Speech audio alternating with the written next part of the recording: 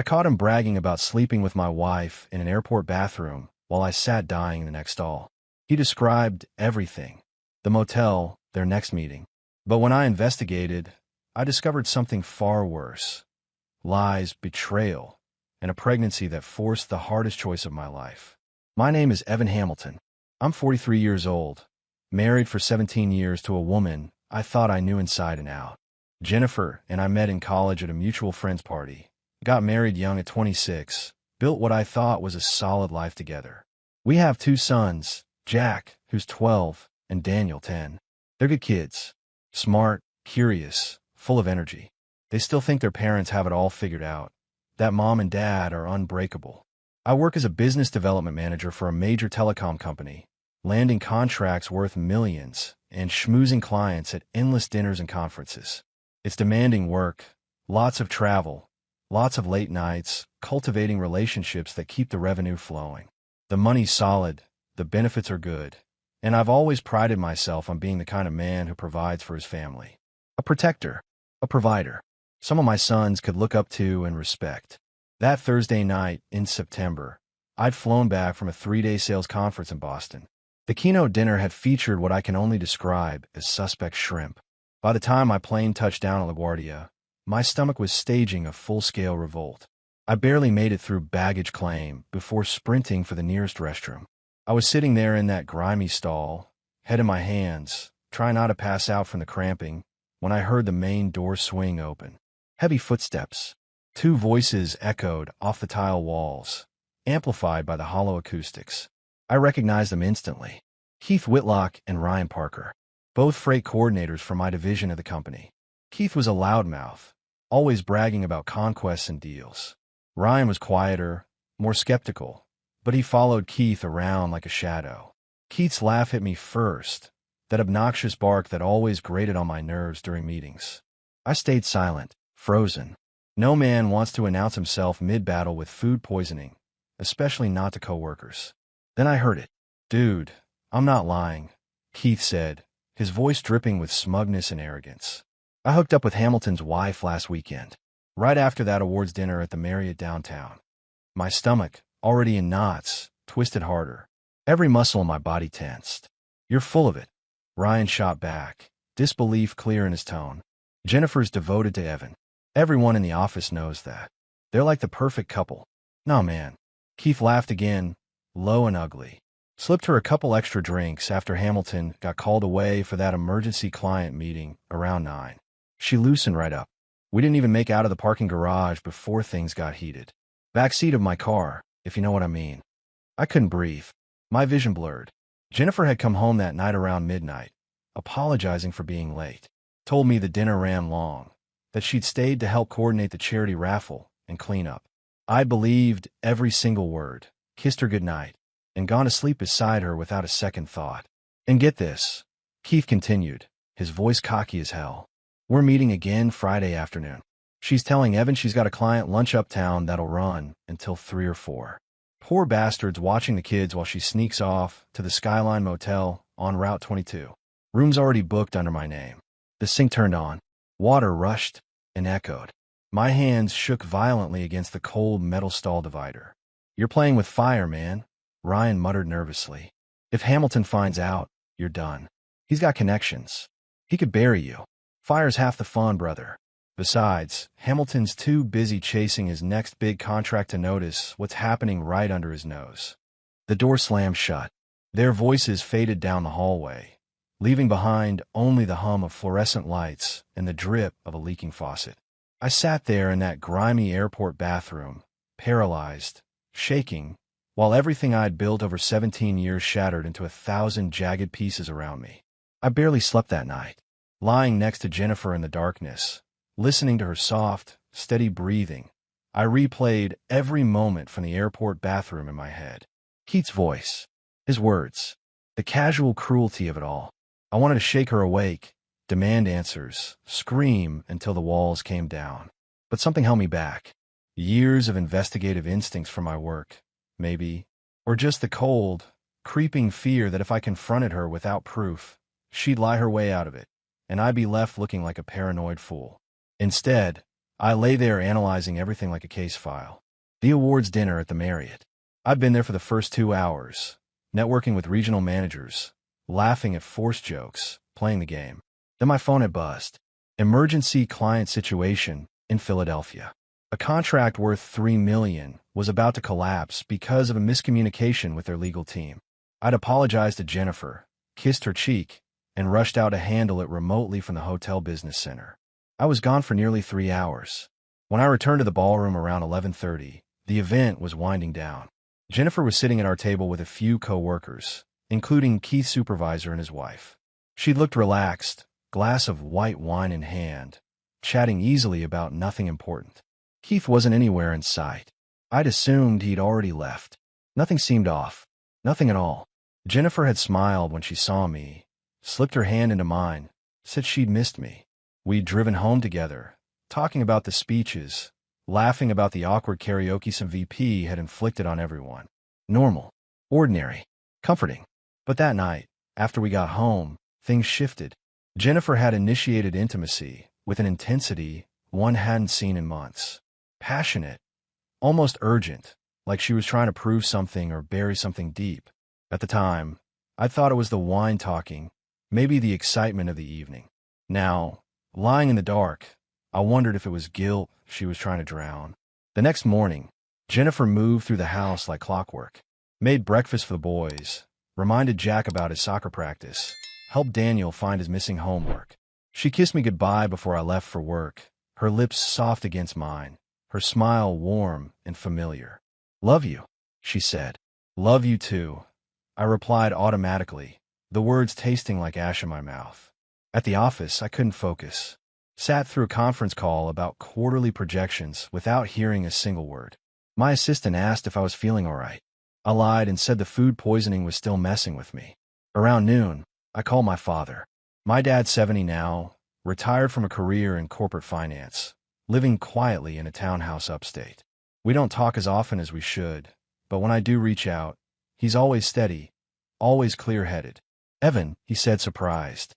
"Everything okay?" I hesitated, staring out my office window at the city below. "Dad, I need to ask you something. About Mom." A long pause. "What about her?" I took a breath. Did she ever cheat on you?" The silence stretched, so long I thought the call had dropped. "Why are you asking me this?" my father finally said, his voice careful, measured. "Just answer the question. Please." Another pause. Then, quietly, "Yes." My chest tightened. "It was years ago," he continued. "Before you were born. She had an affair with my business partner, a man I trusted completely. Lasted about 6 months before I found out." "How did you find out?" "I followed her," he said simply. "Put a tracker on her car. Hired a private investigator. Got the proof I needed. And you stayed together." "I did." "Your mother begged for forgiveness. Swore it would never happen again. And it didn't, far as I know." He paused. "But Evan, I need to tell you something. That decision, staying with her, it changed me. I never fully trusted her again. Every late night, every unexplained errand, every time she smiled at another man, I questioned it. It poisoned the marriage slowly, over decades." I closed my eyes. "Son," my father said gently, "why are you asking me this?" "I think Jennifer's cheating on me." He didn't ask how I knew or why I thought that. He just sighed, long and heavy. "Then you need proof," he said. "Not assumptions, not suspicions. Cold, hard evidence. Because if you confront her without it, and she denies it, you'll spend the rest of your life wondering if you were wrong. And if you're right, you need that proof to protect yourself and your sons." "How do I get it?" "The same way I did," he said. "You investigate." Friday morning came too fast. Jennifer hummed while making coffee, moving through the kitchen with the easy grace of someone who had nothing to hide. She kissed both boys goodbye, reminded them about their weekend chores, then turned to me with that familiar smile. "Don't forget," she said lightly. "I've got that client lunch today. Should be back around 4. I looked up from my laptop, keeping my expression neutral. "Which client again?" "The Patterson account," she replied smoothly. "Meeting at that new bistro in Tribeca. You know how she is. Loves to talk business over a long meal." The lie came so easily it made my skin crawl. "Right," I said. "I might grab lunch with some of the guys from work myself." Keith and Ryan mentioned wanting to hit that steakhouse downtown. Jennifer's hand froze for just a beat as she reached for her purse. Barely a second, but I caught it. Her eyes flickered with something, uncertainty, maybe concern, before she recovered. "Keith Whitlock?" she asked, her tone carefully casual. "Yeah, why?" She shrugged, turning away to check her phone. "No reason. He just gives me weird vibes. Something about him feels off." "You barely know him," I pressed. "I talked to him a little at the awards dinner," she said, still not meeting my eyes. "Just something in the way he looked at people. Creepy." Her explanation fit perfectly. Too perfectly. Like she'd rehearsed it. "Well, I'll let him know you think he's creepy," I said, watching her reaction. "Don't." She laughed nervously. "I don't want work drama. Just be careful around him." After she left, I sat at the kitchen table and made a decision. 17 years of marriage, 2 sons who still thought their parents were solid, a life built on promises and trust. It deserved more than paranoia. It deserved the truth. I called my assistant and cleared my afternoon schedule. Then I made 3 calls. First, to a colleague who owed me a favor. I requisitioned our company's mobile surveillance van, officially for contract negotiation analysis. The van was equipped with directional microphones, high-definition cameras, GPS tracking, everything I needed. Second, to an old friend from my firefighter days who now ran a security consulting firm. Within an hour, I had a voice-activated recording device the size of a quarter and a GPS tracker that could hide inside a key fob. Third, to Ryan Parker.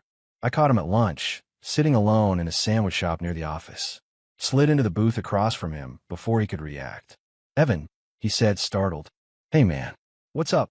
"I need to talk to you about something," Keith said. I kept my voice low, controlled. "And before you try to cover for him, you should know I was in the bathroom Monday night." I heard everything. The color drained from Ryan's face. His sandwich dropped onto the paper wrapper. "I don't know what you're talking about," he stammered. "Yes, you do." I leaned forward. "Keith bragged about sleeping with my wife. Told you they were meeting today at the Skyline Motel. I need you to fill in the details he left out." Ryan looked like he wanted to disappear through the floor. "Evan, listen, Keith talks big about everything. Half the stuff he says is made up. I don't know what's real. Then tell me what he said. All of it." Ryan's hands trembled as he reached for his water. "He said he booked a room at the Skyline Motel off Route 22. Room 114. Said Jennifer would meet him there around 2:30. I pulled out my phone and hit record under the table. "What else?" "He said they hooked up at the Marriott parking garage last weekend. After you left that awards dinner. Said he'd been flirting with her for months, and that night was the first time she, responded."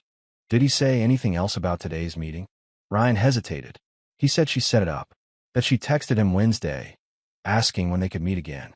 My stomach twisted, but I kept my face stone cold. "Thank you for being honest. Evan, man, I'm sorry. I should have said something. I just didn't know if it was true or if Keith was just running his mouth like always." I stood, pocketed my phone with the recording secured. "You'll keep this conversation between us?" "Of course." "I swear." "Good. Because if Keith finds out I know, you're going to be the first person I assume told him." Ryan nodded frantically. "I won't say anything. I promise." Walking back to my car, I felt the investigator in me fully awaken. The man who'd spent years analyzing evidence, tracking lies, building cases. This wasn't about emotion anymore. This was about proof. By 2 o'clock, I'd be ready. The Skyline Motel sat off Route 22 like a relic from another era. Faded blue paint, crumbling parking lot, the kind of place you paid cash and didn't ask questions. Perfect for people who needed to disappear for an hour. I arrived at noon, driving the surveillance van with company plates and a forged work order clipped to the visor. Parked in the back lot with a clear sight line to room 114, partially hidden behind a maintenance shed. Inside the van, I activated the camera system. 2 high-definition lenses, one fixed on the door to 114, the other covering the parking lot entrance. Set them to record continuously from 1 o'clock until 6. Added motion sensors that would ping my phone the second anyone approached that room. Next, I walked into the motel office. The clerk was a kid, maybe 22, scrolling through his phone with dead eyes. I flashed a business card that identified me as an insurance fraud investigator, slid a $100 bill across the counter. "Need to confirm a reservation," I said quietly. "Keith Whitlock. Should have a room booked for today." The kid glanced at the cash, then tapped his keyboard. Room 114. Checked in this morning around 10. Paid cash for a 3-hour block. I slid another 50 across. I need the best parking spot you've got. Somewhere with a view of that room, but out of sight. He pocketed the money. Spot behind the maintenance shed. Nobody uses it. You'll have a perfect angle. Appreciate it. Back in the van, I tested the audio feeds. Crystal clear. If anyone so much as whispered near that door, I'd hear every word. Then I waited. At 1:45, my phone buzzed. Motion alert. Through the monitor, I watched Keith's black Audi pull into the lot. He stepped out wearing jeans and a leather jacket, carrying a small overnight bag. Cocky stride, checking his phone, smiling at something on the screen. He disappeared into room 114. My chest tightened. Part of me wanted to storm that door right now, drag him out, make him answer for what he'd done. But that wasn't the plan. The plan required patience, control, and cold, irrefutable evidence. At 2:20, another alert. A silver SUV pulled in. I recognized it immediately. Jennifer's car. She parked 3 spots from Keith's Audi, turned off the engine, and sat there for a long moment. Even through the camera, I could see her checking her reflection in the mirror, adjusting her hair. My hands clenched in a fist. She stepped out wearing a simple black dress, heels, sunglasses, looked around nervously, then walked quickly toward room 114. She knocked once. The door swung open. Keith stood there, grinning, reaching for her. And then Jennifer stepped inside. The door closed behind her. I sat there in the van, staring at the monitor, feeling every ounce of my 17-year marriage collapse in real time. The cameras recorded everything. The timestamp, the license plates, her walking through that door voluntarily. I forced myself to breathe, to think. Keith had lied about one thing. He'd said he was meeting Jennifer. But the woman who walked into room 114 wasn't my wife. I rewound the footage, zoomed in on her face as she turned slightly before entering. Different nose, different jawline, different everything. That wasn't Jennifer. I enhanced the image further, cross-referenced it against company photos I'd stored on my laptop. Melissa Ward, my boss Chandler's wife. The pieces slammed together in my mind. Keith had been sleeping with Chandler's wife, not mine. And he'd used Jennifer's name as a cover story, throwing me off the scent while he carried on an affair with the boss's wife. Relief and rage flooded through me in equal measure. Jennifer hadn't betrayed me, but Keith had dragged her name through the mud, made me doubt her, poisoned our marriage with lies. I picked up my phone and dialed Chandler Ward's private number. Chandler, I said when he answered. We need to meet. Today. I have something you need to see. What's going on, Evan? Just meet me. Alone. I'll send you the address. This better be important. It is, I said, staring at the frozen image of Melissa Ward stepping into that motel room. Trust me. Chandler Ward arrived 30 minutes later, pulling up in his black Mercedes. He stepped out looking confused and irritated, the kind of expression a man wears when his afternoon's been hijacked without explanation. I met him in the parking lot before he could see the motel. Evan, what the hell is this about? He demanded. You said it was urgent. It is. I handed him my tablet, the footage already queued up. Watch this. He took the device, his face skeptical. Then he pressed play. I watched his expression change in real time. Confusion shifted to recognition, recognition to disbelief, disbelief to something darker and more primal. His jaw clenched. His hands tightened around the tablet until I thought the screen might shatter. The footage showed everything. Melissa's car pulling in. Her walking to room 114. Keith opening the door. Her stepping inside. When it finished, Chandler just stood there, statue still, staring at the frozen image of his wife entering that room. How long? He finally asked, his voice barely above a whisper. I don't know, but there's more you need to hear. I played the audio recording from the airport bathroom. Keith's voice filled the space between us, bragging about sleeping with someone's wife, making crude jokes, describing details that made my skin crawl. He used my wife's name as cover. I explained. Told everyone he was sleeping with Jennifer to throw people off if word got around. Made me doubt my own marriage while he was carrying on with Melissa. Chandler's face had gone pale, then red, then pale again. Where is he now? Still inside. Room 114. And Melissa? Still inside. Chandler handed back the tablet and started walking toward the motel. Chandler, wait, I called. Think about what you're doing. I know exactly what I'm doing. His voice was cold, controlled, dangerous. I followed him up the exterior stairs. He stopped in front of room 114, pulled out his phone, and made a call. Put on speaker. Melissa answered after 3 rings. Hey, honey. What's up? Where are you? Chandler asked calmly. At the salon. Getting my hair done. What? Which salon? A pause. The usual one. Bella's on 5th. Why are you asking? Just curious. Chandler's eyes never left the door. What time will you be home? Probably around 5. Maybe 6. Great. See you then.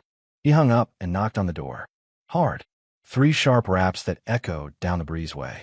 Movement inside. Whispers. The door opened a few inches, security chain still attached. Keith's face appeared in the gap, annoyed until he recognized who was standing there. The color drained from his face. Chandler. What are you? Open the door, Keith. I'm kind of busy right now. Chandler slammed his shoulder into the door. The chain ripped free. The door flew open. Keith stumbled backward. Melissa was standing near the bed, clutching a sheet around herself, her face frozen in horror. Chandler, she gasped. I can explain. Save it. Chandler's voice was ice. He turned to Keith. You're fired. Effective immediately. Security will escort you out of the building Monday morning.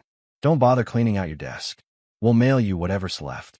You can't fire me for sleeping with my wife while working under my employ, for using company time and resources to facilitate an affair, for creating a hostile work environment. Chandler smiled, but there was no warmth in it. Try me. He turned to Melissa. Get dressed. We're going home. You can pack your things tonight. Chandler, please. Melissa begged, tears streaming down her face. It was a mistake. I'm sorry. So am I, he said quietly. We walked out together, leaving them both standing there in that cheap motel room with their lies exposed and nowhere left to hide. In the parking lot, Chandler paused beside his car. Thank you, Evan, for coming to me quietly.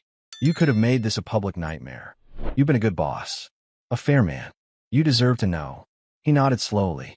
Keith goes Monday, and I'll need your help drafting a termination letter that covers our legal basis. Done. And Evan. Chandler met my eyes. I'm sorry he dragged Jennifer into this. That he made you doubt her. Me too. As I drove away, I pulled out my phone and called Jennifer. Hey, she answered, sounding happy. How was your day? Long, I said. But good. I'll tell you about it when I get home. Everything okay? Yeah, I said, meaning it for the first time in days. Everything's okay. That night, I picked up dinner from Jennifer's favorite Italian place and came home with a plan. The boys were at my parents' house for the weekend, giving us the house to ourselves. Jennifer met me at the door, curious about the sudden date night energy. What's the occasion? She asked, smiling as I set the food on the table. Just wanted to spend time with you. I poured 2 glasses of wine. No kids, no distractions. We ate slowly, talking about nothing important, laughing at old jokes, falling back into the rhythm we'd built over 17 years. She looked beautiful in the candlelight, relaxed and happy. After dinner, I led her to the couch and handed her my phone. Before we go any further tonight, I said carefully, I need you to listen to something. All of it. Then we'll talk. Her smile faded. Evan, you're scaring me. Just listen. Please. I played the audio from the airport bathroom. Keith's voice filled our living room, bragging about sleeping with Hamilton's wife, describing the parking garage encounter, planning their meeting at the Skyline Motel. Jennifer's face went through a dozen emotions. Confusion, shock, horror, rage. By the time the recording ended, she was shaking. That lying piece of, she couldn't even finish. I never. Not once. Evan, you have to believe me. I know. I said gently. I investigated. I followed the lead to the motel. I recorded everything. I showed her the footage. Keith arriving. Then the woman entering room 114. That's not me. Jennifer whispered, staring at the screen. No, it's Melissa Ward, Chandler's wife. Understanding dawned. He used my name as a cover. Exactly. Made it sound like he was having an affair with you, so no one would suspect it was actually the boss's wife. Jennifer's hands clenched into fists. I want to kill him. Evan, I swear to God. Chandler already handled it. Keith's fired, and Melissa's getting divorced. She looked at me, tears forming.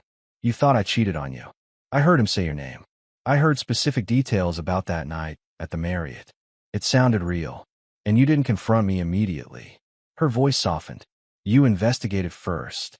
I needed proof, I admitted. Not for me. For us. If I'd confronted you without evidence and you'd denied it, I would have spent the rest of our marriage wondering if I was wrong. And if you had been guilty, I needed documentation to protect myself and the boys. Jennifer wiped her eyes. Most men would have just accused me. Screamed. Left. I'm not most men. She leaned forward and kissed me. Fierce and desperate. I would never cheat on you. Never. You have to know that. I do now. I pulled her close. But Jennifer, I need to be honest. For a few days there, I doubted everything. Every smile, every touch, every word. It nearly destroyed me. I can't even imagine, she whispered. If someone told me you were cheating, if I heard details like that, I don't know if I'd have the strength to investigate instead of just falling apart. You're stronger than you think. We sat there holding each other for a long time, processing everything that could have gone wrong, but didn't. Later that night, Jennifer asked, "What happens now with Keith?" "He's done." Chandler made sure of it. "And word will spread. He won't work in this industry again." "Good." She hesitated. "And what about us?" "Us." I looked at her. "We get stronger. We remember that trust isn't just about believing the best in each other. It's about seeking the truth, even when it's terrifying." Jennifer nodded slowly. "I love you, Evan Hamilton. I love you too." We made love that night, not out of desperation or doubt, but out of certainty. The kind of certainty that only comes from facing the worst and finding solid ground on the other side. Saturday morning came with unexpected sunshine and a sense of peace I hadn't felt in days. Jennifer and I woke up late, tangled in sheets. The weight of suspicion finally lifted from both of us. She propped herself up on one elbow, studying my face. "You look different," she said softly. "Different how?" "Lighter. Like you've been carrying something heavy and finally put it down." "That's exactly how I feel." I pulled her closer. "I'm sorry I doubted you, even for a moment." "You had reason to doubt," she said. "Keith made it sound real. Specific. I probably would have investigated too if I'd heard something like that about you." We spent the morning together, just the two of us. Made breakfast, talked about nothing important, rediscovered the easy rhythm we'd built over 17 years. It felt like coming home after being lost for too long. Around noon, Jennifer's phone buzzed. She glanced at it, then went pale. "What's wrong?" I asked immediately. She handed me the phone without a word. It was a message from her doctor's office, reminding her about her appointment on Tuesday to discuss her recent lab results. "What lab results?" I asked carefully. Jennifer bit her lip. "I've been feeling off lately. Tired, nauseous in the mornings. I thought maybe it was stress from work, so I went in for a checkup last week. My chest tightened, and they ran some tests. Blood work. The nurse said the doctor wanted to discuss the results in person. When were you planning to tell me?" "After I knew what we were dealing with," she said quietly. "I didn't want to worry you over nothing." I set the phone down and took her hands. "Jennifer, we're in this together. Whatever it is, we face it together." She nodded, tears forming. "I'm scared, Evan. What if it's something serious? Then we'll handle it. But let's not assume the worst until we know." That night, after the boys came home, Jennifer seemed distracted. She moved through dinner mechanically, smiling at the right moments, but clearly somewhere else in her mind. Later, as we were getting ready for bed, she turned to me suddenly. "Evan, there's something else I need to tell you." My stomach dropped. "Okay." After that awards dinner, after that night when things were so intense between us, I started feeling different, more tired than usual, and the nausea started a few days later. Understanding crashed over me. "You think you're pregnant?" "I don't know," she whispered. "But the timing lines up. I'm about 9 weeks late. I took a home test last week. It was positive." I sat down on the edge of the bed, processing. 9 weeks.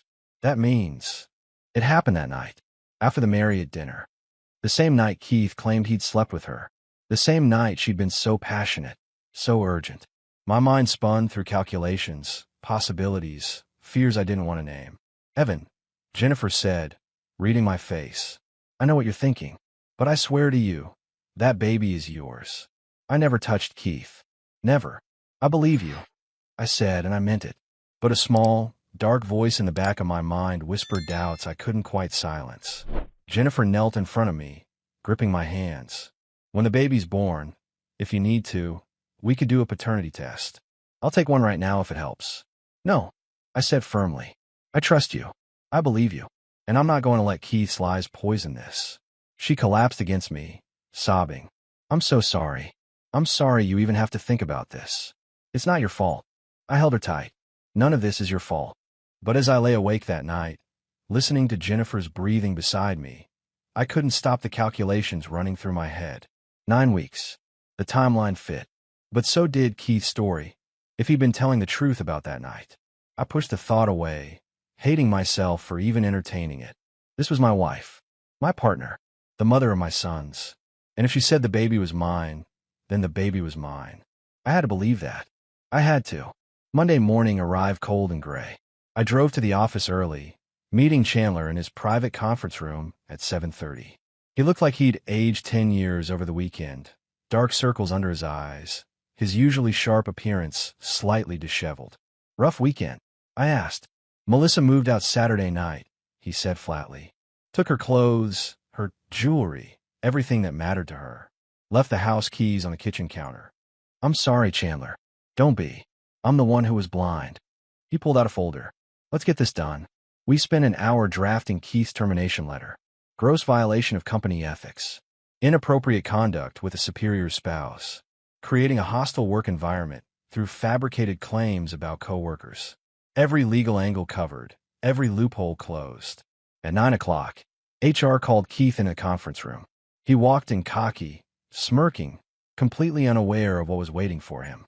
His expression changed the second he saw Chandler and me sitting side by side.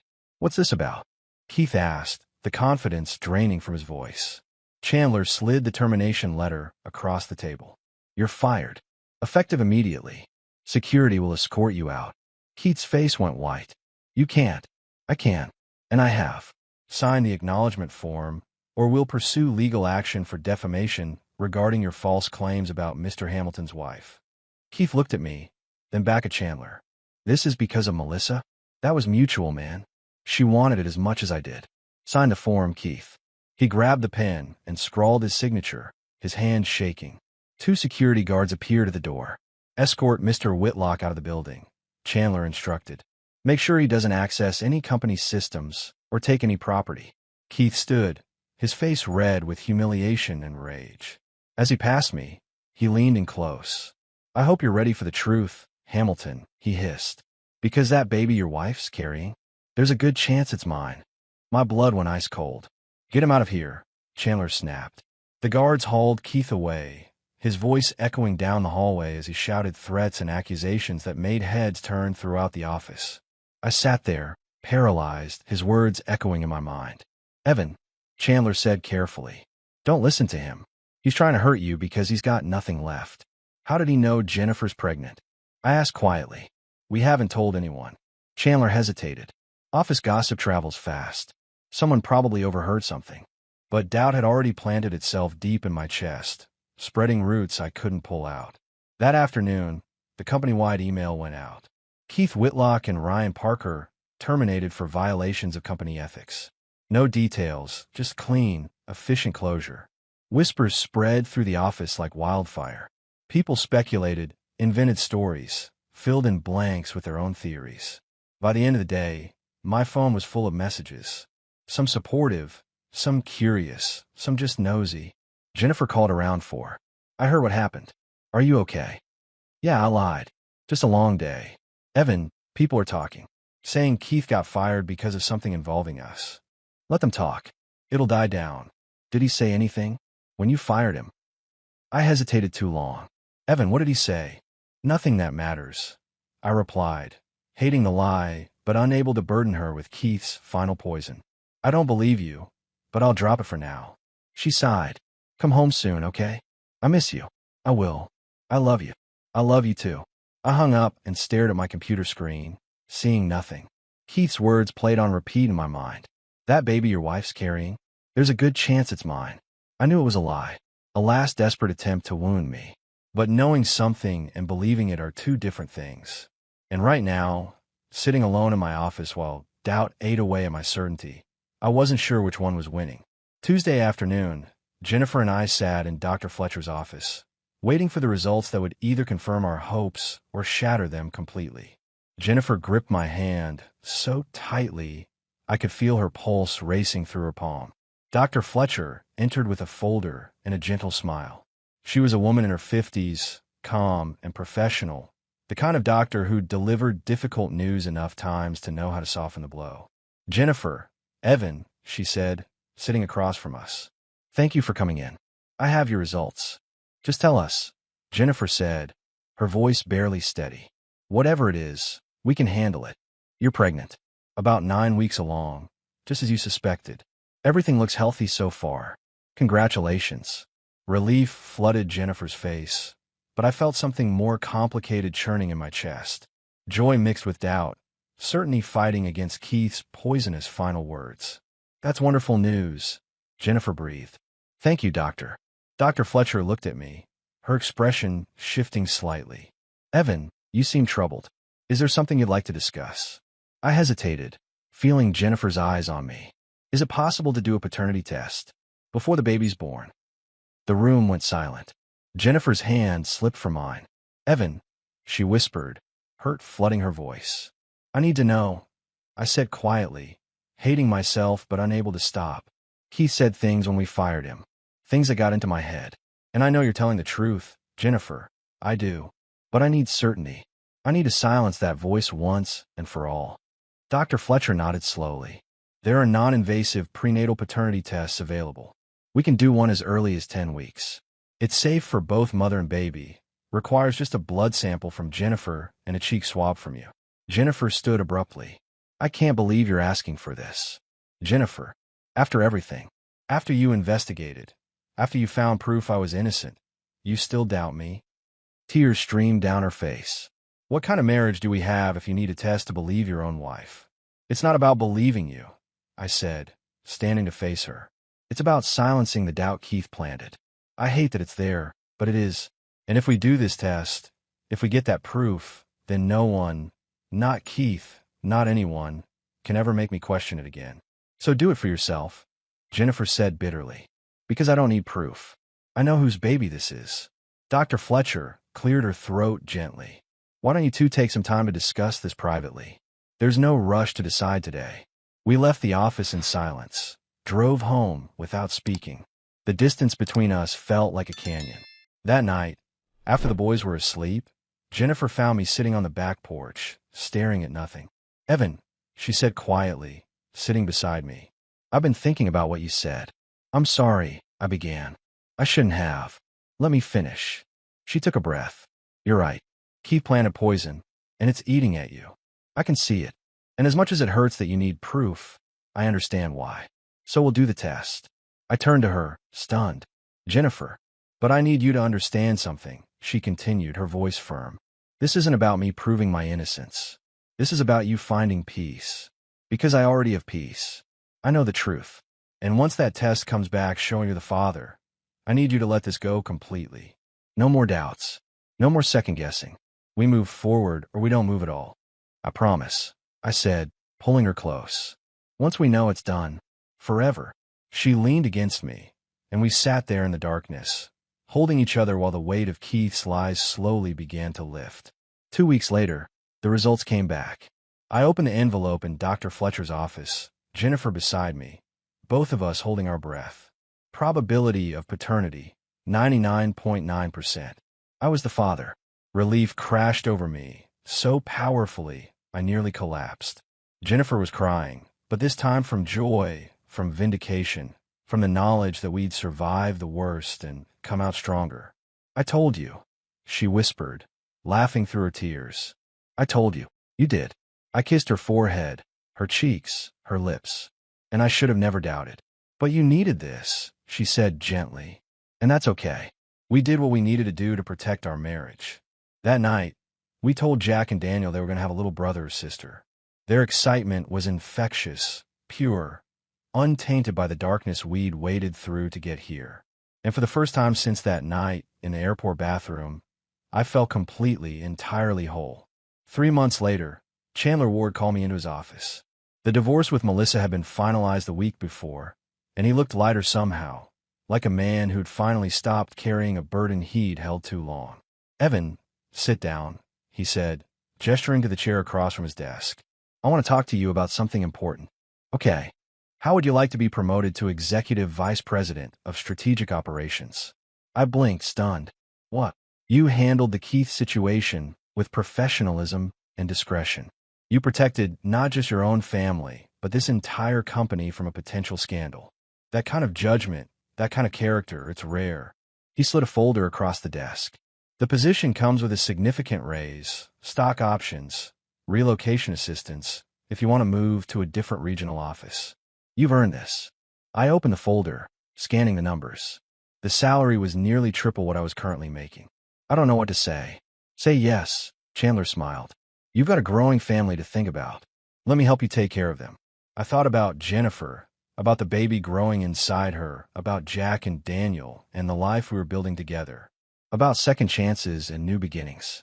"Yes," I said. "Absolutely yes." That evening, I took Jennifer to our favorite restaurant to celebrate. She was showing now, her pregnancy obvious and beautiful, and she glowed with happiness as I told her about the promotion. "We could move," I said. "Pick any city with a regional office. Start fresh somewhere new. Or we could stay here," Jennifer countered. "Near your parents, near our friends. We build a life here, Evan. I don't want to run from what happened. I want to face it and prove we're stronger than Keith's lies ever were." "You're right," I agreed. "We stay. We build. We show everyone what a real marriage looks like." 7 months later, our daughter was born. We named her Grace, because that's what we'd given each other when we needed it most. Grace to forgive, grace to trust, grace to start over. Keith Whitlock never worked in the telecommunications industry again. Word spread quietly through professional networks, and doors closed wherever he tried to open them. Last I heard, he'd moved to another state, trying to rebuild a career that would never recover. Melissa remarried within a year, though I heard through the grapevine that marriage didn't last either. Some people never learn, but we did. Jennifer and I learned that trust isn't blind faith. It's choosing to seek truth, even when it's terrifying. It's investigating, questioning, demanding proof, and then accepting that proof when it arrives. We learned that doubt doesn't mean the end of love. Sometimes it means you care enough to make sure the foundation is solid before building higher. And we learned that the strongest marriages aren't the ones that never face storms. They're the ones that weather those storms and come out knowing exactly why they're worth fighting for. On Grace's first birthday, we stood in our backyard watching Jack and Daniel play with their little sister, teaching her how to walk on wobbly legs across the grass. "We made it," Jennifer said softly, leaning against me. "We did," I agreed. And as I watched my family, my whole family, safe and together and unbreakable, I realized something my father tried to teach me years ago finally made sense. The truth doesn't always set you free. Sometimes it binds you tighter to what matters most. And I wouldn't have it any other way.